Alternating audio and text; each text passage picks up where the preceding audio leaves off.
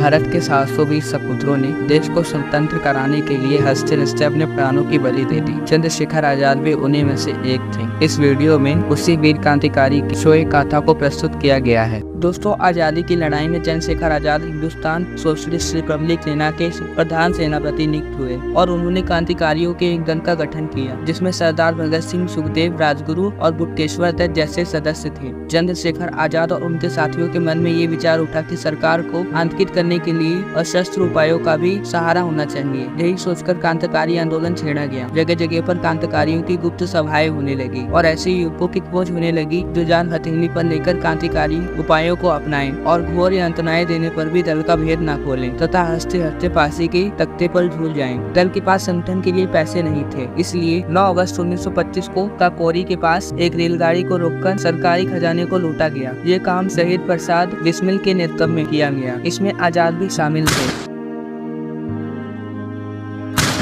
इस डकैती के सिलसिले में बहुत से क्रांतिकारी पकड़े गए, उन पर केस चला और राजेंद्र लाहिड़ी को फांसी की सजा हुई। वे हंसते हंसते ये गीत गाते हुए फांसी के तख्ते पर चढ़ गए। सरफिरोशी की तमन्ना अब हमारे दिल में है, देखना है जोर कितना बाजुए कातिल में है। चंद्रशेखर आजाद पुलिस के हाथ न लगे। उनको पकड़ने के लिए बड़े बड़े इनाम घोषित किए गए, स्थान स्थान पर उनके फोटो चिपकाए गए, परंतु पुलिस उन्हें गिरफ्तार न कर सकी। इसका कारण ये था कि वे किसी जंगल या पहाड़ी में छिपकर नहीं रहते थे। वे वेश और नाम बदलकर जगह जगह थे। कई बार उनका सामना ऐसे गुप्तचरों से भी हुआ जो उनको पकड़ने की फिराक में थे, पर आजाद उनके साथ अपने आप को ही पकड़वाने की बातचीत कर चले जाते थे। झांसी में कुछ दिन उन्होंने टैक्सी ड्राइवर बनकर टैक्सी चलाना सीखा और पुलिस अधिरक को टैक्सी चलाकर दिखाई और लाइसेंस भी प्राप्त कर लिया। साइमन कमीशन का विरोध करते हुए पंजाब केसरी लाला लाजपत राय को पुलिस ने लाठियों से बुरी तरह पीटा था। लाहौर के पुलिस उपाधीक्षक सैंडर्स के दिए गए आदेश के कारण लाला जी लाठीचार्ज में घायल हुए थे। इस कारण कुछ ही दिनों पश्चात उनकी मृत्यु हो गई। सारा राष्ट्र इससे दुखी हो गया था। क्रांतिकारी दल ने आजाद और भगत सिंह के नेतृत्व में इसका बदला लेने का निश्चय किया और योजना अनुसार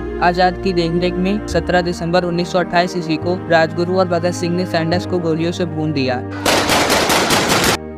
8 अप्रैल 1929 को अंग्रेज सरकार ने जनता को कुचलने के लिए 2 दमनकारी बिल केंद्रीय असेंबली में पेश किए। देश ने एक स्वर में उनका विरोध किया। भगत सिंह और बुटकेश्वर दत्त ने असेंबली में बम फेंका और जानबूझकर वहीं गिरफ्तार हो गए। इसके बाद आजाद के और भी साथी गिरफ्तार हो गए और उन सभी को फांसी की सजा हुई। तब दल के पुनर्गठन और दल को आगे बढ़ाने का काम अकेले आजाद के कंधे पर आ गया। इसी कार्य के लिए उन्हें प्रयाग जाना पड़ा। प्रयाग में 27 फरवरी 1931 को वे एलिफेंट पार्क में बैठे हुए थे। एक विश्वास घाटी की सूचना देने पर एकाएक पुलिस का एक बड़ा दल वहां आ पहुंचा और उन्हें चारों तरफ से घेर लिया। आजाद सारी स्थिति समझ चुके थे। पुलिस के घेरे से निकल नहीं सकते थे, इसलिए वे एक विशाल वृक्ष की आड़ में छिपकर पुलिस पर गोलियां चलाने लगे। उनकी प्रत्येक गोली एक पुलिस वाले का काम तमाम कर देती। ये लड़ाई लगभग 1 घंटे तक चली और उन्होंने बहुत से पुलिस वालों को अपनी गोली का शिकार बनाया।